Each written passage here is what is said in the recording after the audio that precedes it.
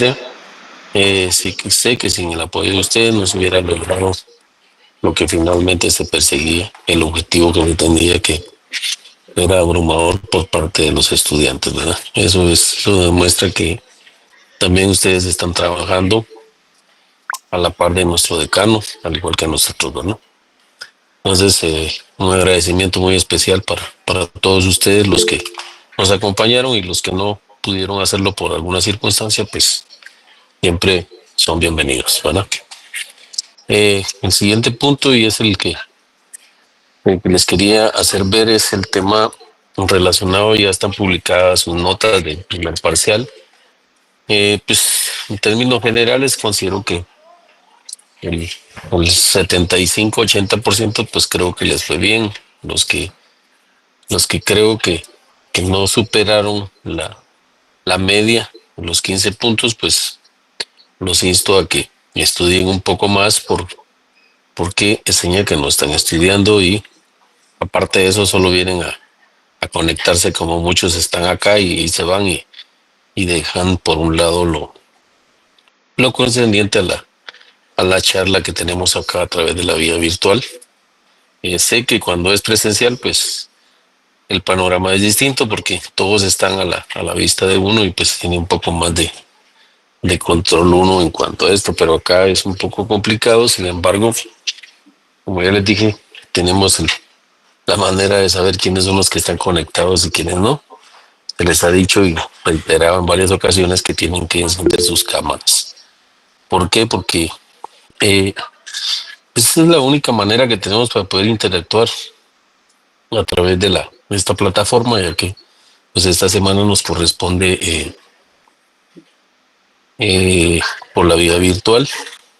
Lamentablemente, por causas de fuerza mayor, el día viernes no se pudo impartir la clase como me hubiera gustado, pero pues como comprenderán ya son cosas que escapan a uno y tampoco no podemos hacer nada al respecto, ¿verdad? Eh, También ese día estaba programado el examen extemporáneo.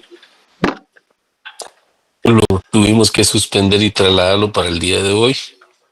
Yo ahora unos minutos que vine aquí a mi casa y pues fui a cumplir con ese compromiso. Teníamos pendiente para los que solicitaron su examen extemporáneo. Siempre revisen las fechas de los exámenes y miren su agenda, porque hoy los, lo puedo ratificar lo que yo les he dicho. El examen extemporáneo yo no lo hago igual.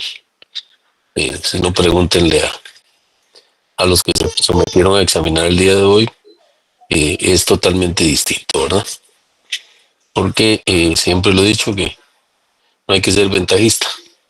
Yo creo que aquí todos somos iguales. Entonces, no se les puede dar el, hacer un examen igual a los que no se presentaron el día que correspondía. Por X y Y circunstancias, sus razones tendrán. La justificaron, ellos sabrán si y su conciencia si realmente es lo que pasó. Yo no voy a averiguar sobre los certificados y todo, no dudo de la honorabilidad y que si no se extendió, allá ustedes y su conciencia. Yo trato nada más de impartir eh, el curso, cumplir con la normativa y pues ya lo demás es responsabilidad de cada uno de ustedes, ¿verdad? Los de antemano les digo que quiero que por favor, como se los dije desde cuando el primer día que me presenté, que tuvieran a la mano su código de derecho internacional. Quiero que por favor, pero así, escuchen, que no vaya a pasar más adelante que me van a andar preguntando, mire, ¿y en dónde está lo de la competencia? Entonces quiero que por favor me lean para el día próximo de clases hasta el artículo 68, ¿verdad? Del Código de Derecho Internacional Privado. Y lo lean.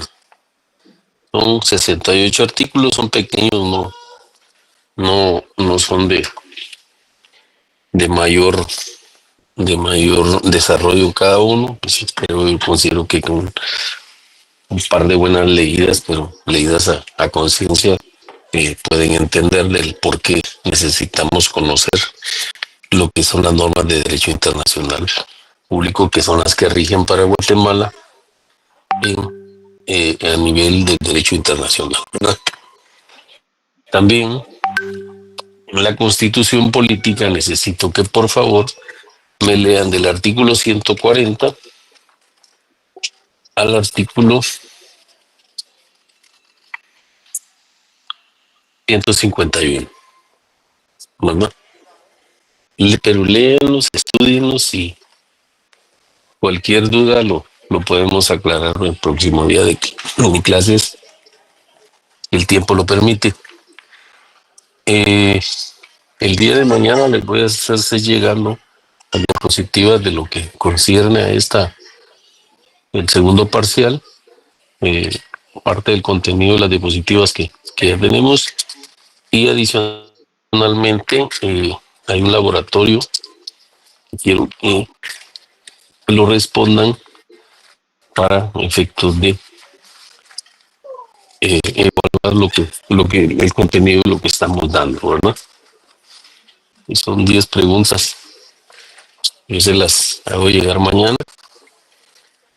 Eh, Así que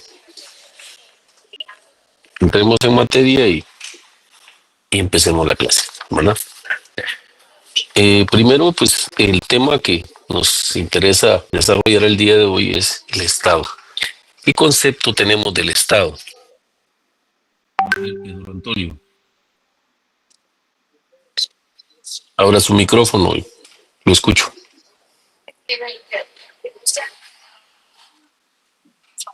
Pedro Antonio, lo escucho.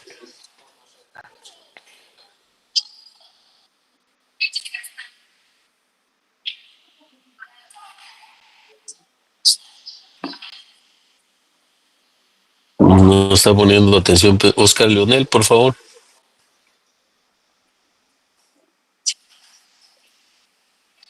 ¿Sí me están escuchando o no? Buenas noches, licenciado. Buenas noches. Bueno, yo considero que el Estado es el conjunto de instituciones que conforma, ¿verdad?, para el funcionamiento de su territorio y la soberanía.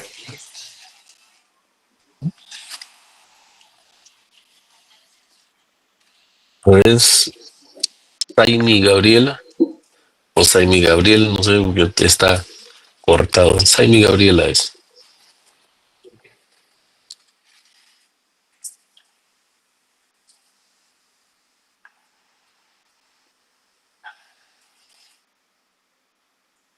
¿La escuchamos?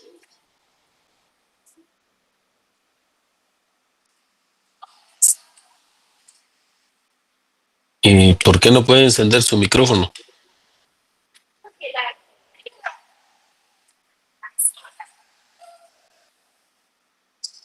Vamos a ver a Carol que está ahí, que nos puede decir. No, Buenas es que noches, lo que... licenciado. Buenas noches, la escucho. Eh, para mí el Estado es una organización política que regula la comunidad en un determinado territorio. Está bien. Y miren, es bien importante que sepamos qué es el Estado. Es como lo dice Carol, pues el Estado es una organización política y jurídica que ejerce soberanía sobre un territorio y su población, regulando el orden social mediante un gobierno. ¿Por qué es la importancia que tiene de hablar el Estado? Va a regular el carácter internacional con los otros países y como consecuencia la conducta interna de cada uno de los habitantes que formamos y que estamos dentro del territorio nacional. Como consecuencia, pues anoten, si quieren, esta definición, ¿ya? Que el Estado es una organización política y jurídica que ejerce soberanía sobre un territorio y su población, regulando el orden social mediante un gobierno.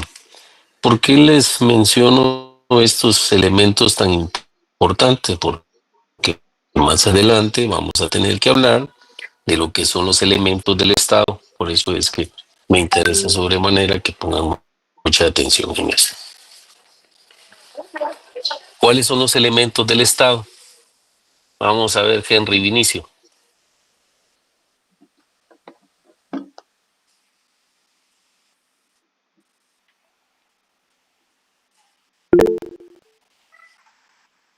O alguien que le pueda apoyar. A ver, José. Perdón, licenciado. Territorio, población, recursos naturales, gobierno, administración gubernamental. De eso se me viene de momento, Lip. Soberanía. La soberanía, licenciado. Correcto.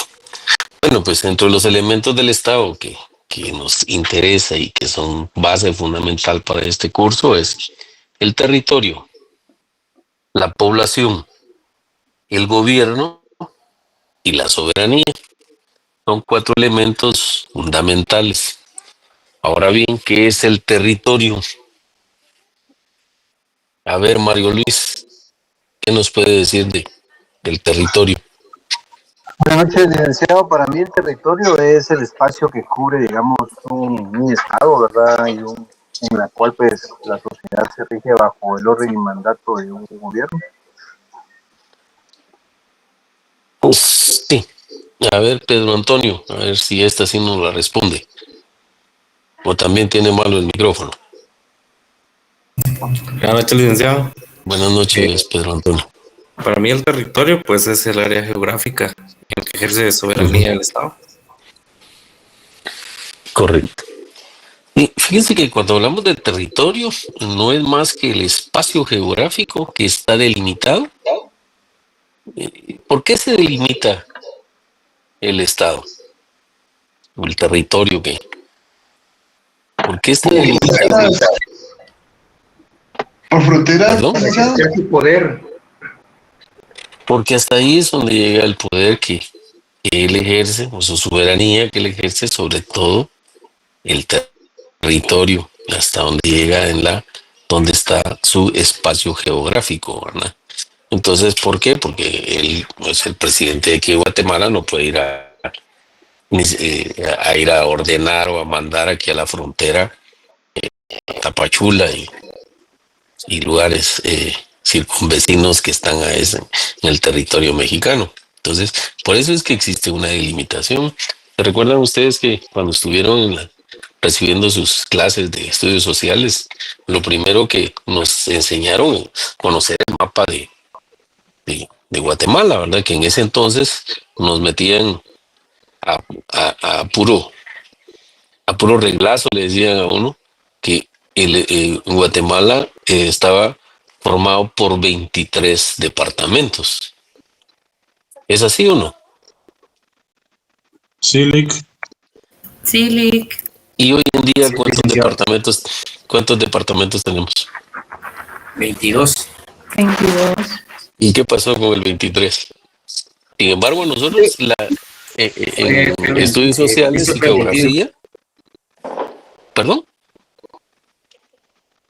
no sé, alguien creo que abrió su micrófono y no. Que Belice fue vendido a Inglaterra. Pues no creo yo que haya sido vendido. Más que todo, como digo, los países todopoderosos solo agarran, ponen y disponen, ¿verdad? Que fue lo mismo que pasó con Chiapas, Tabasco, Soconusco y Quintana Roo. Y más adelante creo que también se va a ir el territorio de Petén, ¿no? Y que ya casi se metieron hasta en toda la selva amazónica, ¿no? Entonces, yo eso creo que es lo único que falta. Lo que pasa es que, por eso es que hay que prepararnos y estudiar y ver si realmente qué es lo que es nuestro, ¿no? Todavía ahí salen algunas frases, Belice es nuestro. Nunca lo ha sido, les digo, nos metieron en la cabeza de que era nuestro, pero nada más en el escrito en los textos que nos obligaron a leer y estudiar, pero sin embargo no es cierto. Belice es un país, es un estado independiente. Si bien es cierto, depende de la oligarquía de Inglaterra, pues es un país independiente, ¿no? Y así está reconocido en la OEA, aunque Guatemala no votó a favor de eso porque siempre sigue diciendo que es nuestro, pero la verdad que no es así, ¿no? Bueno, pues precisamente por eso es que se delimita el área geográfica de un territorio, para que determinemos y sepamos cuál es el estado al cual pertenecemos. Si se dan cuenta, que de acuerdo a la historia, eh, antes solo había una Centroamérica, era cuando estaba unida todo. Pero a raíz de la independencia, cuando empezaron a surgir los conflictos internos a nivel del territorio centroamericano, pues fue que se dieron esa separación de los otros países vecinos, como es El Salvador, Honduras, Nicaragua y Costa Rica y Panamá, ¿verdad? Aunque Panamá desde sus inicios pues pertenecía al territorio colombiano. Sin embargo, pues hay un país aquí del norte que siempre anda en todos lados y pues producto de eso fue que se hizo el famoso Canal de Panamá y ellos tuvieron bajo su dominio el Canal de Panamá durante alrededor de 100 años. Se les olvidó que cuando firmaron ese convenio tenían que devolverlo cuando se cumplieran los 100 años. No sé cuál fue el pensamiento en ese entonces, pero el asunto fue que tuvieron que devolver el canal a su legítimo propietario, que era el territorio panameño, ¿no? Entonces, son cosas que han quedado en la historia, han venido en el pasar del tiempo y a veces nosotros decimos, pero ¿por qué está pasando esto? ¿Por qué está pasando lo otro?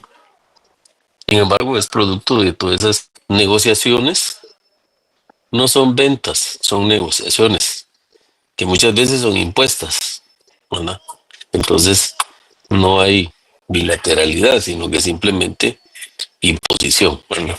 Ese es uno de los problemas mayores que tenemos. Pero bueno, ya sabemos que territorio es el espacio geográfico delimitado por el cual nosotros sabemos cuál es el estado al cual pertenecemos, ¿verdad? Y el siguiente elemento es la población. ¿Y qué es la población? A ver, Ever Josué.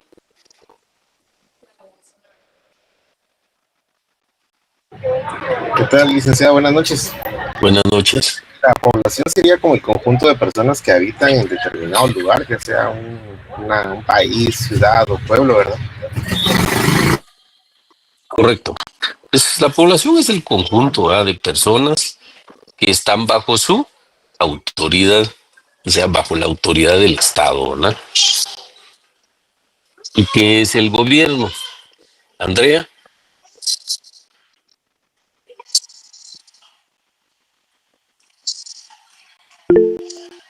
Buenas noches, Lick. El gobierno es es el que representa la autoridad del Estado.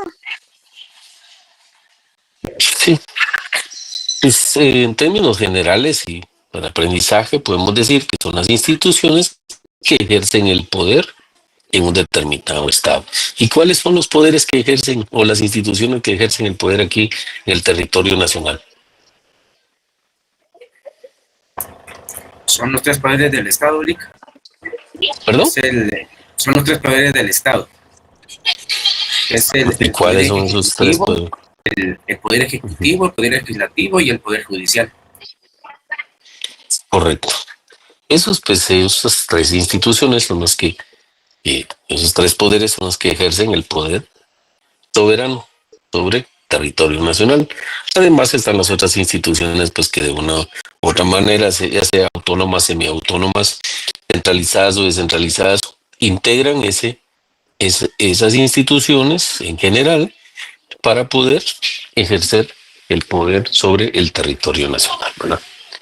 Y de último tenemos lo que siempre los países peleamos, ¿verdad? A ver, Nelson Enrique, ¿usted qué es la soberanía?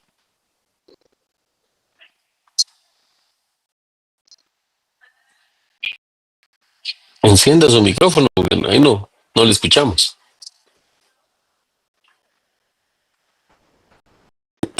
Buenas noches, licenciado. Es esa capacidad que tiene el Estado de tomar sus propias decisiones, tanto internas como externas. Correcto. ¿Está bien con la definición, Jaime y Gabriela, o todavía sigue malo su micrófono?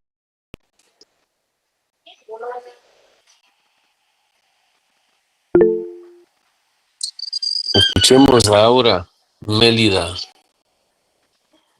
No sé qué apellido más tiene porque no aparece ahí.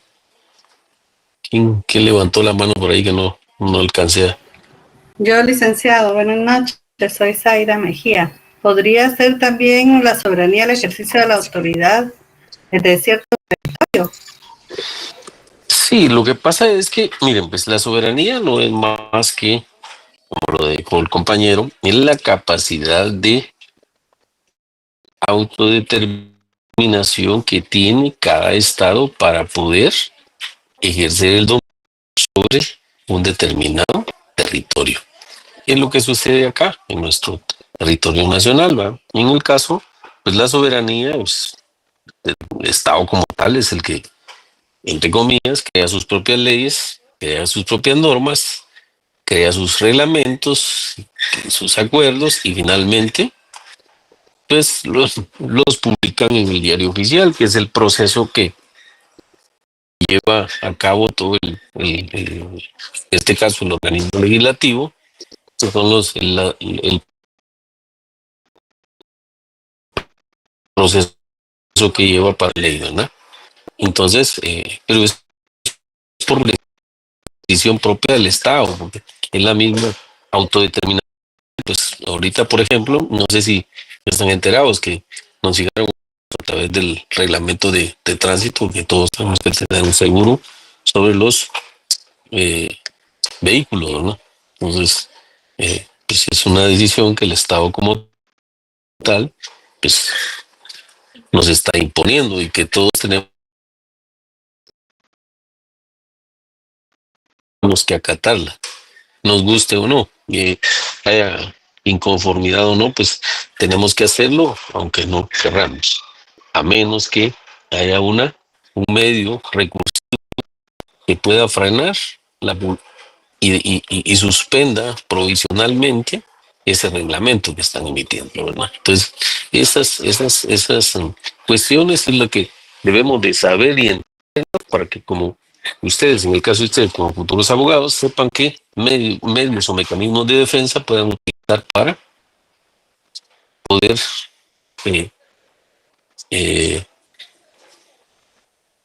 contraatacar esas disposiciones que desde cualquier punto de vista son arbitrarias, ¿verdad? O que estén afectando los intereses de la población en general como esto, o bien en lo particular, ¿no? Y hay varias formas de poder atacarlas a través de una vía recursiva del amparo, o bien a través de la vía recursiva de la inconstitucionalidad, ya sea parcial o total, de una ley o regla.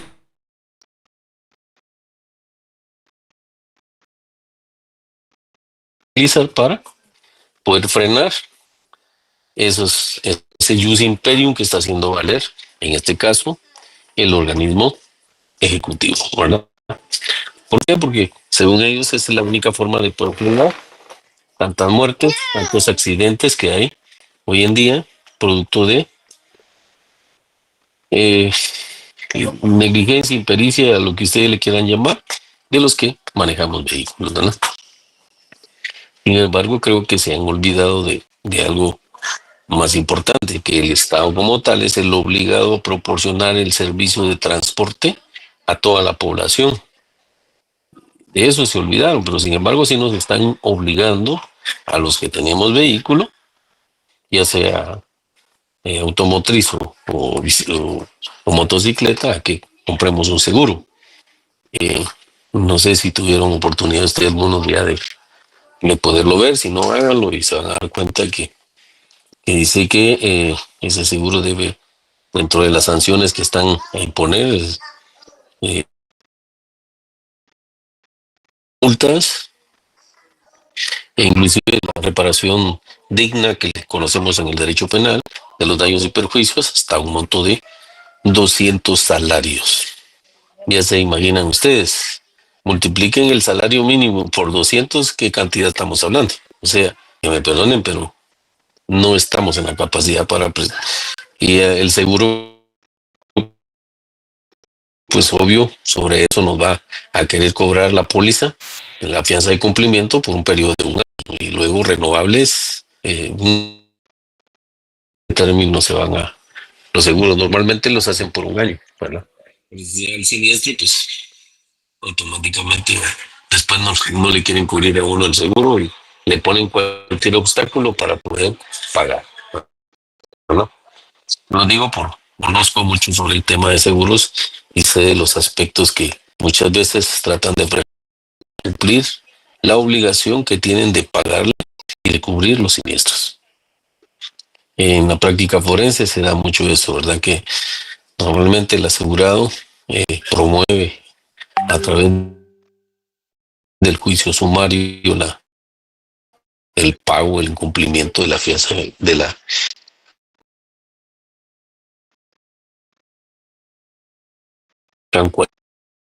cualquier pretexto, especialmente los ajustadores, mejor que el abogado, ¿verdad? Ellos buscan cualquier mecanismo para que el responsable sea el mismo usuario del seguro, ¿verdad? Y no pagar, porque el fin del seguro es el lucro. El lucro cesante, ¿verdad? Y uno lo único que tiene que es pagar. Entonces, al final, el seguro va a pagar si se da el siniestro, pero en las condiciones que ellos pactaron con uno y que ellos impusieron, ¿verdad? De lo contrario, pues uno es el que tiene que asumir toda la responsabilidad como tal con su patrimonio, ¿verdad? Así que sí los insto a que revisen eso y le pongan mucha atención. ¿Qué características del Estado? Pues las características que encontramos del Estado es que el Estado, una de las características que es permanente. ¿Por qué decimos que es permanente?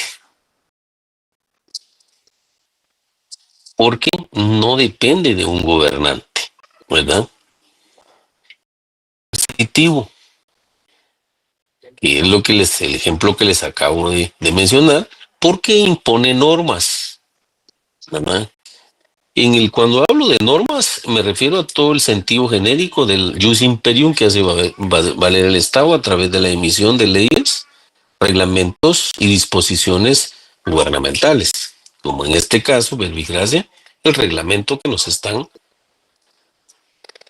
modificándolo para poder imponer y que se compre un seguro, ¿verdad? Todos en general, los que tenemos un vehículo automotor, ¿verdad? Independiente, porque no está sujeto a ningún otro poder.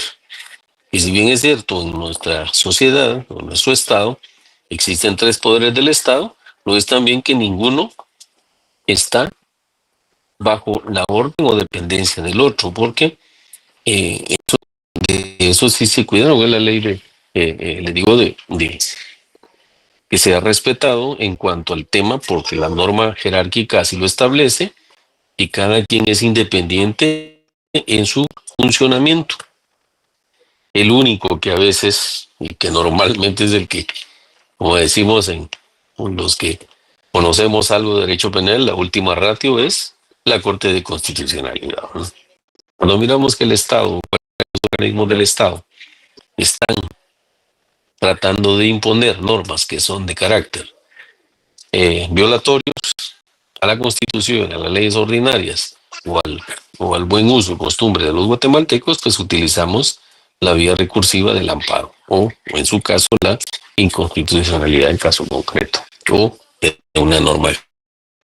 Realmente también está en lo que conocemos como la exhibición personal, ¿verdad? Que pues, ese es un caso muy particular y se presenta cada vez que alguna persona se encuentra en qué casos. A ver, Ilse. Manelik. ¿En qué casos? podemos utilizar la exhibición personal.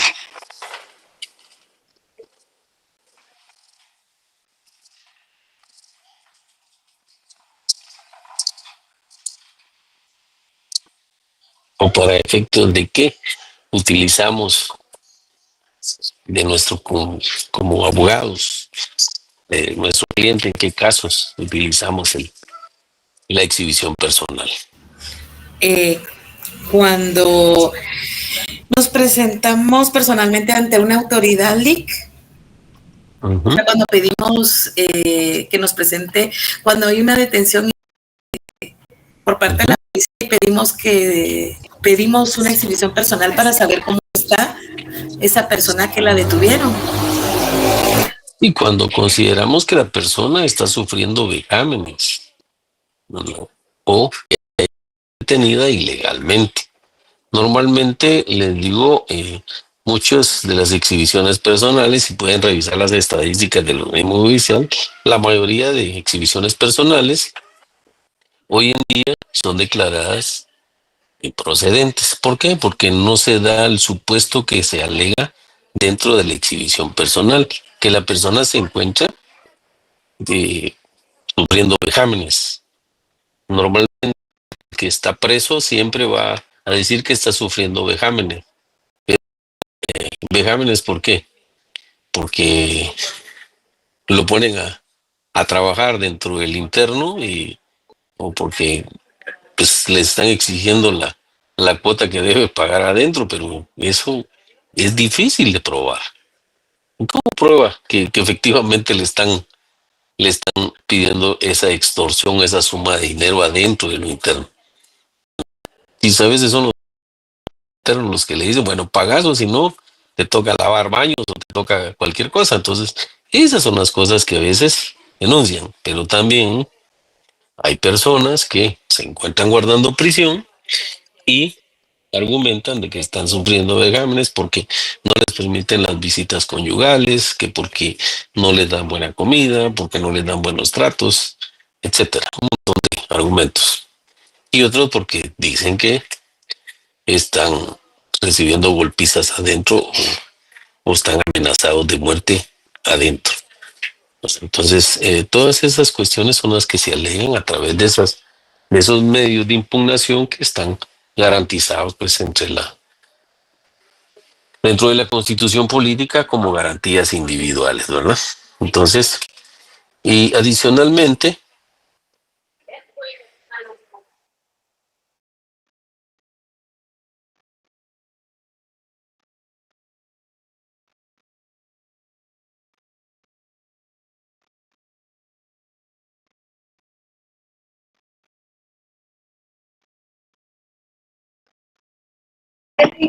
Creo que se desconectó, licenciado. Yo pensé que fue mi internet. No, creo que se desconectó. Y entonces aprovecho para saludar a Ever. Buenas noches, Ever.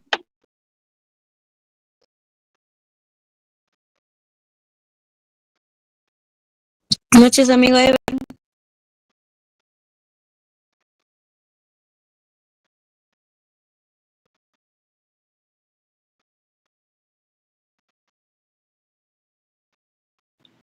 No se escucha. No se le escucha, Lick.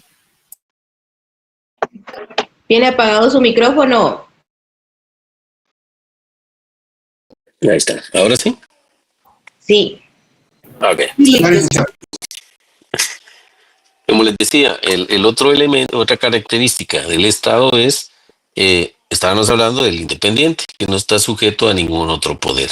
Y entonces, es decir, que dentro de los tres poderes del Estado que rigen a nuestro país, pues ninguno está sujeto al otro.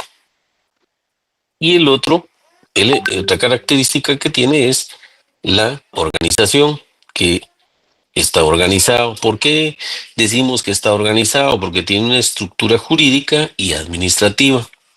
Bueno, y esta es la base fundamental para la cual el Estado se organiza. ¿Por qué? Porque está bajo una estructura jurídica dentro de un marco legal y además tiene una estructura administrativa, ¿verdad? Entonces, esas características son básicas del Estado como tal. ¿Estamos entendiendo los elementos y características del Estado? ¿O no? Sí, licenciado. Sí.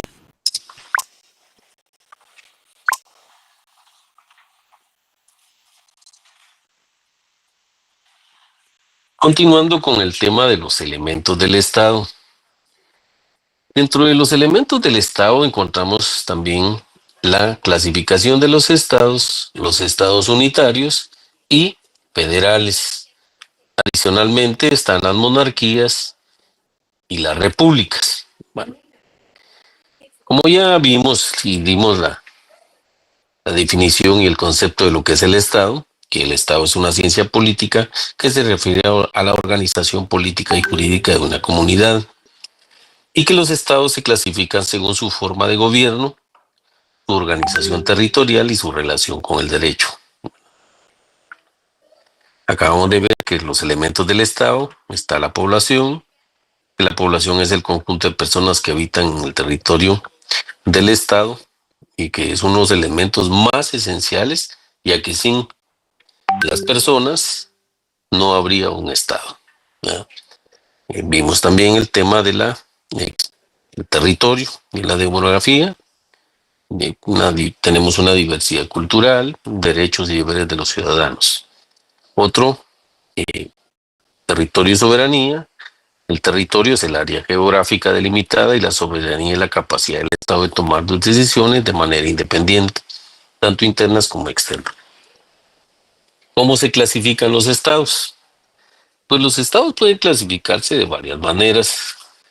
Según su forma de gobierno, pueden ser monarquía o república, ¿no? Y por su estructura territorial puede ser unitario o federal. Por su relación con el derecho, el Estado de Derecho o dictadura. Eso es de acuerdo a la relación con el derecho. ¿Qué podemos decir de que es un Estado unitario y federal? El Estado unitario es el que está centralizado, donde el poder está concentrado en un gobierno central, ¿sí?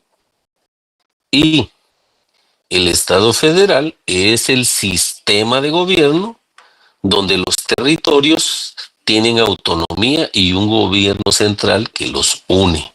Bueno, adicionalmente encontramos también la monarquía y las repúblicas. ¿Qué es la monarquía? Pues la monarquía es una forma de gobierno donde el poder reside en un rey o monarca. Y la república, que es una forma de gobierno donde los ciudadanos eligen a sus representantes. Ahora le pregunto, ¿qué sistema de gobierno tenemos nosotros acá en territorio nacional? A ver, Nancy. República. Bueno, ya la contestaron, Nancy. ¿Qué otros países conocen ustedes que tienen un gobierno republicano? Corea.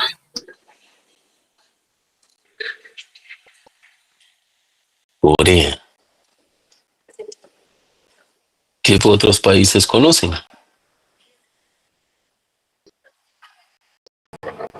Estados Unidos, El Salvador. México, toda Centroamérica y la mayor parte de Sudamérica, a excepción de Venezuela, que ahí hay como 4 presidentes ahora, ¿verdad? No se sabe en concreto quién de todos es el que ejerce la representación legal. De todos dicen que son legales, tanto el que ganó como el que perdió, los dos dicen que los dos ganaron, entonces al final no han resuelto ese problema, ¿no? Cuba, por ejemplo, no tenía ese sistema, hoy está tratando de ingresar de nuevo al sistema republicano, pero yo lo veo todavía un poquito lejos, ¿verdad? ¿Otro país conocen ustedes que no tenga ese sistema de gobierno? Invierto la pregunta.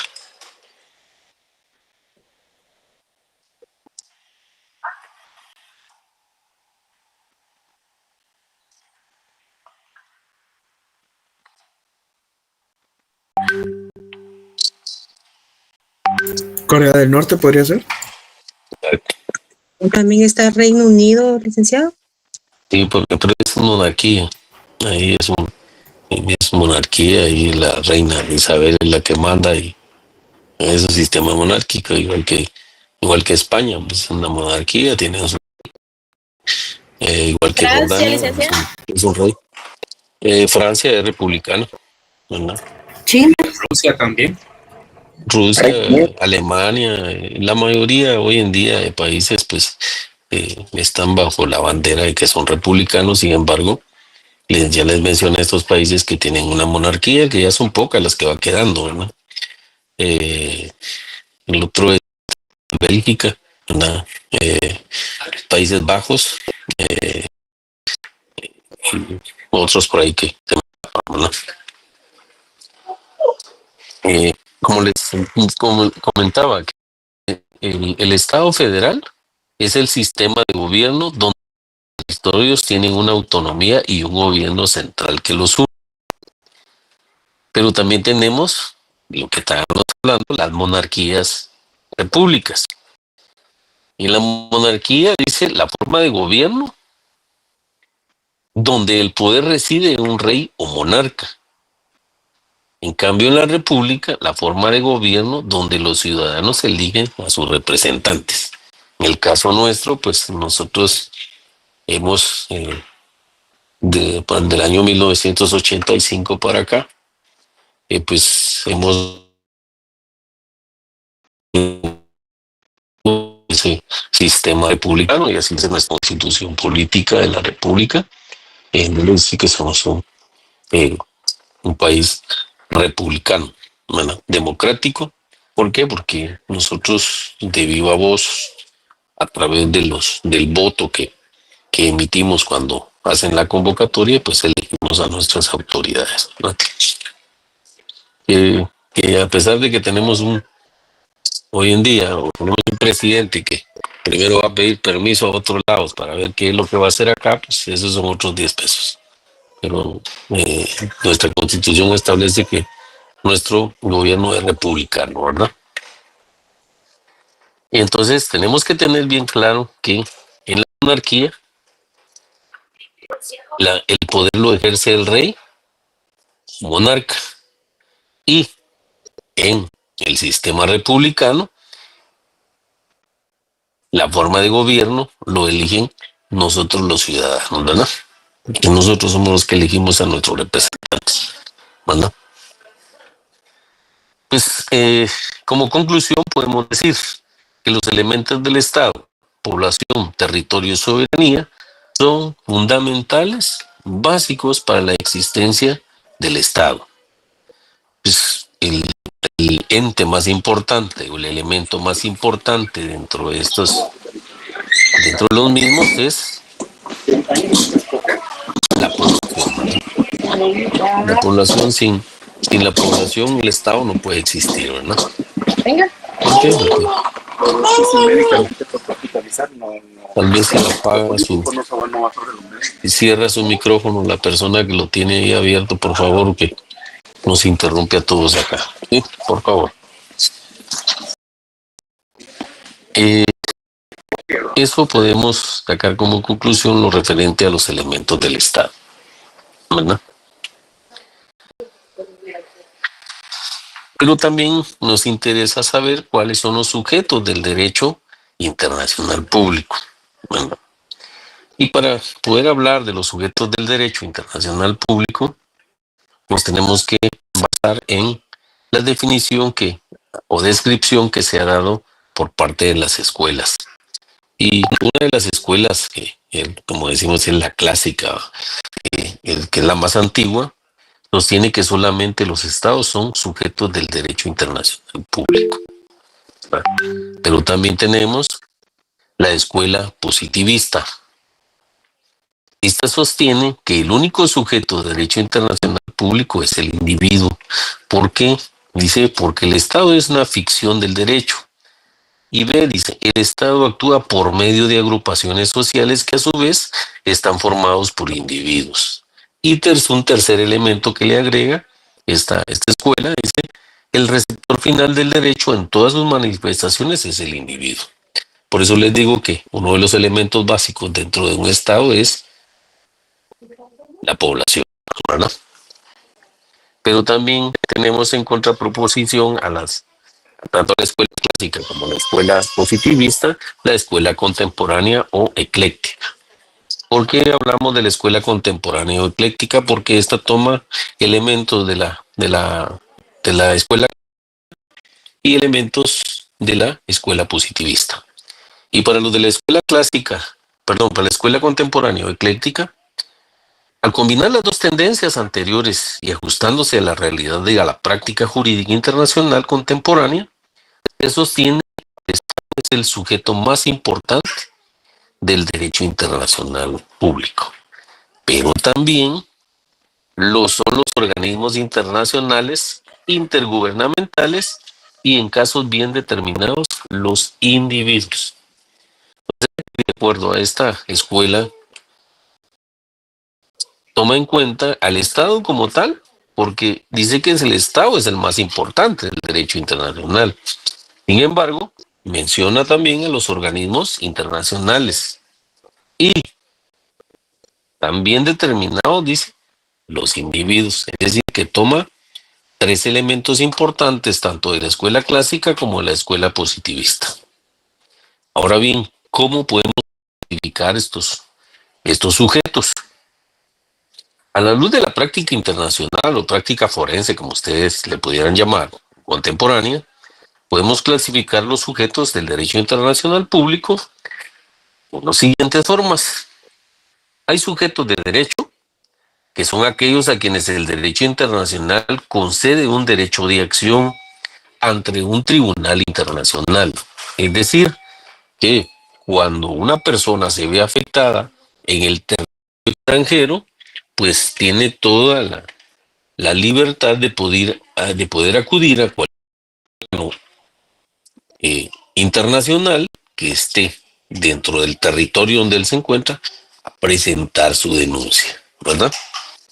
Por eso decimos que son sujetos del derecho. Pero también tenemos los sujetos ordinarios, que son aquellos que desde su origen fueron reconocidos como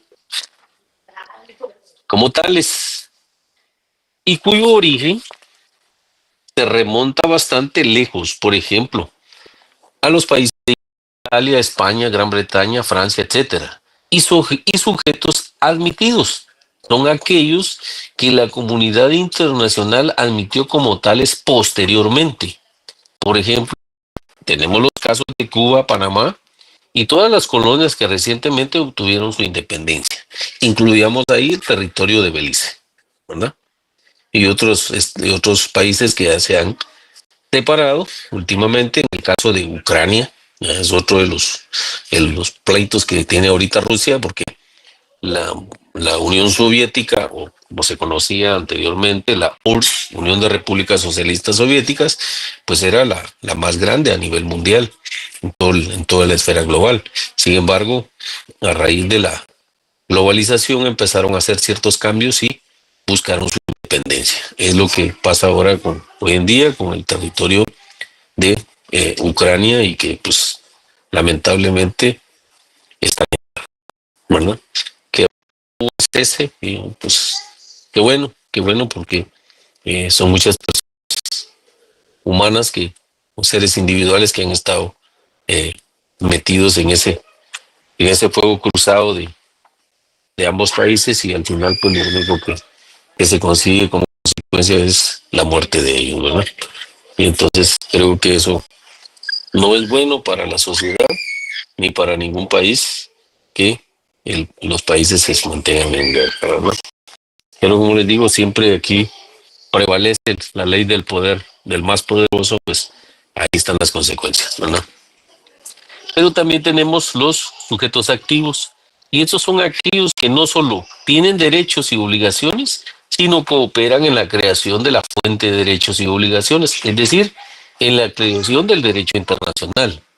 Y sujetos pasivos, aquellos que no crean la fuente de derecho y obligaciones de manera explícita, ¿verdad? O sea que existen sujetos activos y sujetos pasivos. Unos que creen en el derecho internacional y otros que, pues, los mismos nombres son pasivos, no producen absolutamente nada, ¿verdad?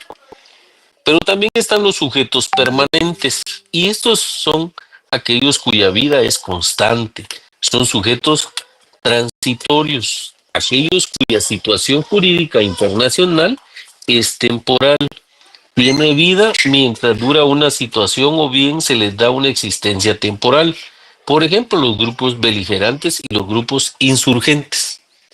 Miren acá en esta etapa, en este título que estamos viendo, aquí hablamos de los sujetos permanentes. Y de los sujetos permanentes están los beligerantes y los grupos insurgentes. Se recordarán ustedes que acá en territorio nacional habían estos dos grupos. No sé si hoy en día todavía existen. Sin embargo, los han disfrazado a través, porque al final, creo yo que ni son de la derecha ni son de la izquierda. Al final, les digo, a veces están de la derecha y a veces están del lado de la izquierda. Entonces, al final, les digo, la bandera que buscan es la que más les conviene, ¿no? En un momento determinado. Pero también están los sujetos con capacidad plena, que son aquellos plenamente organizados por la comunidad internacional, y esto incluye a todos los estados con autogobierno. Tienen el pleno ejercicio de soberanía en todos sus aspectos. Son sujetos con capacidad limitada, aquellos cuya soberanía se encuentra limitada en su ejercicio. Por ejemplo, los protectorados, las colonias, los que han confiado su representación internacional o su defensa a terceros estados. Hoy en día, la mayoría de los países que integran acá la comunidad internacional, pues a un determinado, a una entidad algunos conocemos, por ejemplo, el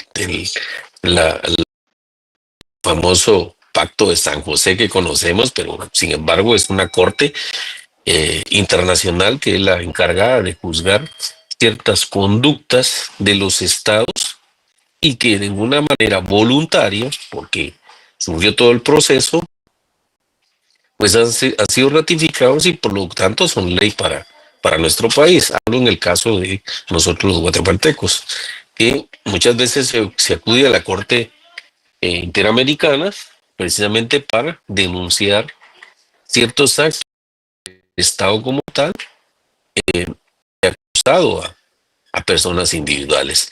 Sé que entre esas hay algunas, se volvieron bastante comunes las famosas ONG, que son las que normalmente sacan una bandera y van a denunciar cuánta cosa tienen en contra del país, porque simplemente aquí, según ellos, no se les pone atención o no le resuelven como ellos consideran o creen que debieron de haberles resuelto, sin conocer en sí el derecho. Simplemente ellos reclaman un derecho porque dice ellos, porque ahora resulta que hasta son interpretadores, que les están violentando sus derechos, que la Constitución les garantiza. Es cierto, pero la Constitución establece límites que el Estado como tal las ha creado, precisamente para evitarse que personas, terceros o personas ajenas vengan y pretendan de una u otra manera retorcer la ley, que es lo que muchas veces decimos, ¿no? Cuando no nos favorece una resolución, ¿qué es lo que tenemos qué medios tenemos a nuestro alcance para poder impugnar esa resolución? A ver, Jeffrey, ¿qué nos puede decir?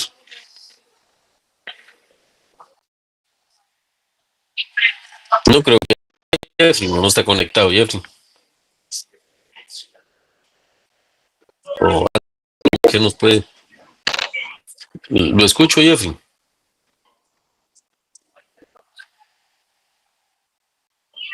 No escuché la pregunta, Dick. Voy a repetir.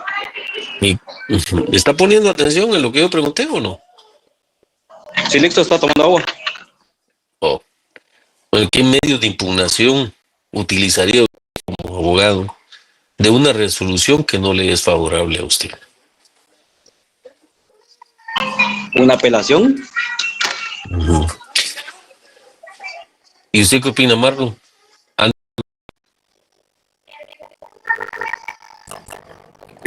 Sería una simple referencia de la esencia de que están bien a favor. Si estoy viendo bien, es inconstitucional que está violando que es el sitio de legalidad. Pues entonces yo lo que es de la, perdón, acerca del amparo. El amparo es, pues es un medio idóneo, pues, pero primero tenemos que agotar la vía ordinaria. Jeffrey dijo algo muy cierto, pues lo primero que tendría que ver es pues, un recurso de apelación. ¿Por qué? Para que sea el órgano superior el que tenga que resolver, confirmar, modificar, revocar o anular esa resolución. ¿Qué es lo que está pasando ahorita en este tan sonado que está en la sociedad? El caso de la fémina que le dieron muerte de una manera terrible, ¿verdad? Por el médico que al final, pues, si bien es cierto, la misma ley le permite la aceptación de cargos, pero hay otros elementos por ahí que considero que no fueron analizados con estricto apego a la ley, y pues la persona que se vio afectada cuando subió al órgano superior para que conociera en alzada a través del recurso de apelación, pues la violación persistía. Entonces, como consecuencia, ahí sí se acudió a la vía del amparo, pero ese es el último recurso que hay que interponer cuando ya se ha agotado la vía ordinaria, ¿verdad?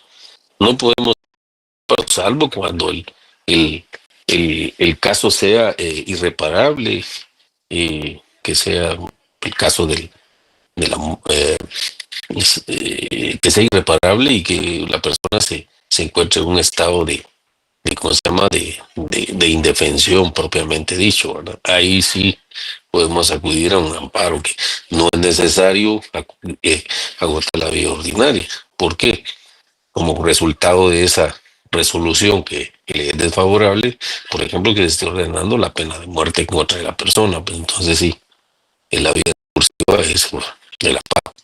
Pero primero tenemos que agotar la vía ordinaria para acudir a la vía o a la garantía constitucional del amparo. Pues esa es la importancia del por qué tenemos que hacer una integración cuando hablamos del derecho internacional público y de cualquier otra rama del derecho. Tenemos que integrar la ley para poder encontrarle una solución al caso que se nos presente, ¿verdad? Otros están los sujetos generales, y estos son aquellos que son reconocidos por todos los estados.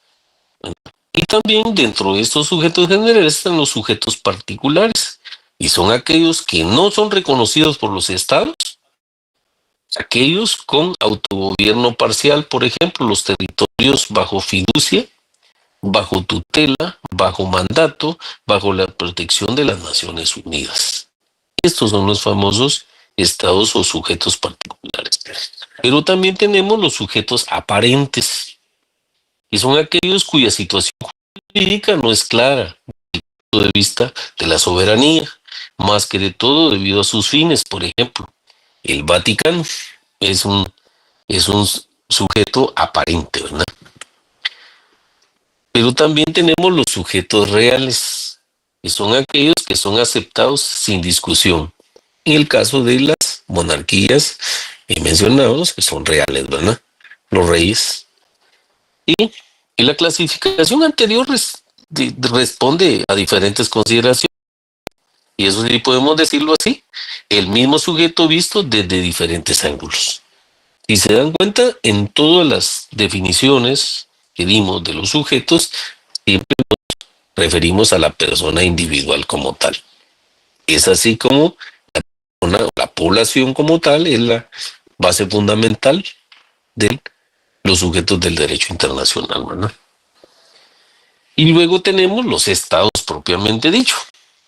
Y de la clasificación anterior podemos concluir que el sujeto perfecto será aquel que sea al mismo tiempo sujeto de derechos y obligaciones. Originario dice o admitido, activo, permanente, con capacidad plena, general y real. A esta definición corresponde solamente el Estado en su pleno sentido. Si ustedes analizan las definiciones que dimos y cada uno de ellos, pues todos forman parte de un Estado. Sujeto, llámesele como se le quiera llamar, pero todos forman parte de un Estado. Y entonces, ¿por qué? Porque esta persona es sujeto de derechos y obligaciones desde todos los puntos de vista, ¿verdad? Pues el Estado como tal, al momento de subir a la escena internacional, pues es un sujeto. El Estado es un sujeto. ¿Por qué? Porque tiene obligaciones ante los otros estados. Y como consecuencia es un sujeto de derechos y obligaciones. Y que puede contratar libremente, ¿verdad? Al igual que cualquier persona individual lo hemos hecho, ¿verdad? Nos vamos a quedar ahí el día de hoy.